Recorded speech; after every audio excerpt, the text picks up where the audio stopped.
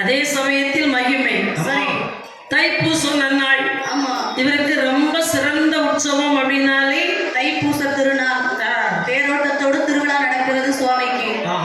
9வது நாள் தேரோட்டம். ஆமாம்மா. 10வது நாள் என்ன நடக்கும்? 10வது நாள் தெப்ப திருவிழா நடக்கும். தெப்ப திருவிழா. ஆமாம்மா. இந்த தெப்ப திருவிழாவிலையும் ஒரு அதிசயம் இன்னைக்கு நடக்குது. என்னம்மா? 3 அடி இருக்குமோ ஒரு மீன். சரி, என்ன மீன்? என்ன மீனாக்கா? விரால் மீன். ஓ, விரால் மீன். ஆமா, 3 அடி இருக்கு. விலாங்கு மீன். விரால் மீன் நம்ம ஊர்ல துள்ளும். இது என்ன மீன்? விலாங்கு மீன். விலாங்கு மீன். சரி, இந்த தெப்ப திருவிழாவில் தேர் ஓடி வரும்ல தெப்பத்துல. ஆமாம்மா. அப்போ சரி, அந்த மீன் வந்து 3 அடிக்கு மேல துள்ளும். அடேங்கப்பா. மற்றபடி எப்படி நம்ம போய் அந்த தண்ணியில மீனை தேடினாலும் ஆமா யார் கண்ணுக்கும் தெரியாது. அவ்வளவு ஒரு அதிசயம். ஆமா, நம்ம எல்லாம் இதுக்கு முன்னாடி பார்க்கலனாலும் ஆமா இனி அந்த சம்பவத்தை நம்ம பார்க்கலாம். கண்டிப்பா. ஏன்னா நமக்கு தெரியாம அறியாம இருக்கும் இல்லையா? பார்த்தவங்க இருக்கலாம், சரி, பார்க்காதவங்களும் இருக்கலாம். அதை ஒரு அதிசயம். விலாங்கு மீன் இன்னைக்கும் அந்த தெப்ப திருவிழா அன்னைக்கு சரி 3 அடி உயர தண்ணியில இருந்து மேல துள்ளி அப்புறம் தண்ணிக்குள்ள மறையும். அது ஒரு அதிசயமாக ஆமா இங்கே நிகழ்கிறது. இது மட்டுமல்ல, சரிதா, இன்னும் என்ன நடக்கிறது பாருங்கள். என்னம்மா? மற்ற நாட்கள் எல்லாம் இந்த அதிசயத்தை என்ன செய்ய முடியாது, பார்க்க முடியாது. ஆமா, இனி சரிதா மார்கழி மாதம். ஆமாம்மா, மார்கழி மாதம் சிறந்த ஒரு மாதம். மாதங்களில் சிறந்தது மார்கழி. ஆமா, இப்போ என்ன அதிசயம் நடக்கிறது பாருங்கள். என்னம்மா? மார்கழி தான் மாதத்திலே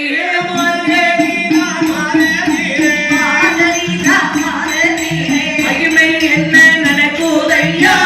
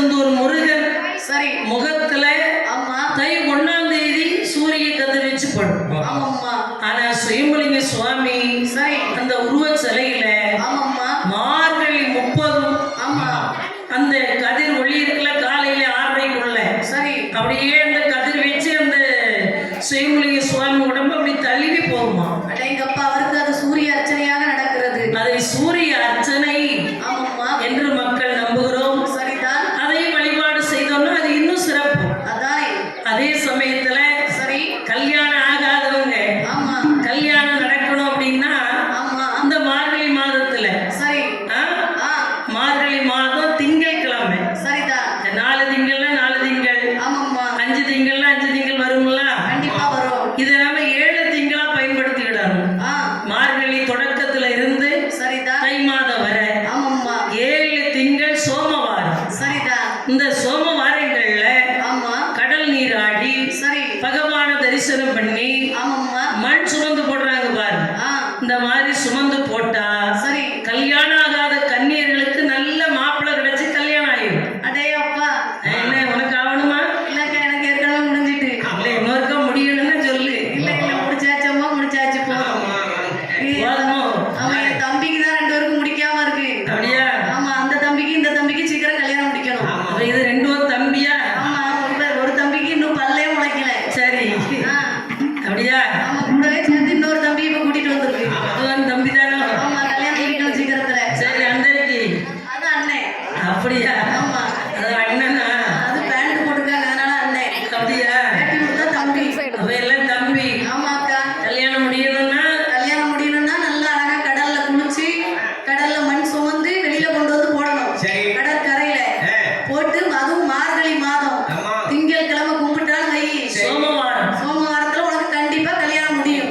இன்னொரு விஷயம் என்னன்னா நம்ம வந்து மண் சுமந்து சரி பகவான தரிசனம் பண்ணிட்டு வீட்டுல போய் நல்ல மூக்கு முட்டை மீன் சாப்பிடுறது கறி சாப்பிடுறது கருவாடு சுட்டு தானே கஞ்சி குடிக்க போறோம். அன்னைக்கு மட்டும் சரி விரதமா இருந்தது. கண்டிப்பா அப்படி நாம் விரதத்தோடு ஆமாம்மா சோமவாரம் என்று சொல்லக்கூடிய திங்கட்கிழமை சரி சரி மார்கழியில முடியல ஆமா எங்களுக்கு வர்றதுக்கு வாய்ப்பு இல்லை. இல்ல மற்ற ஒரு 7 திங்கட்கிழமை நம்ம என்ன செய்யலாம்? சுவாமியை வந்து அழகா விரதம் இருந்து ஆமா கடல் குளித்து தரிசனம் செய்து போகலாம். சரி ஆனா மார்கழி 100க்கு 100 ஆமா நம்பிக்கையோட செய்யலாம் நடந்துரும். கண்டிப்பா இப்ப வீடு இல்ல ஆ அவங்களும் இதே மாதிரி மண் சுமந்து ஏன் இந்த மண் சுமக்குறாங்க? எதுக்காக?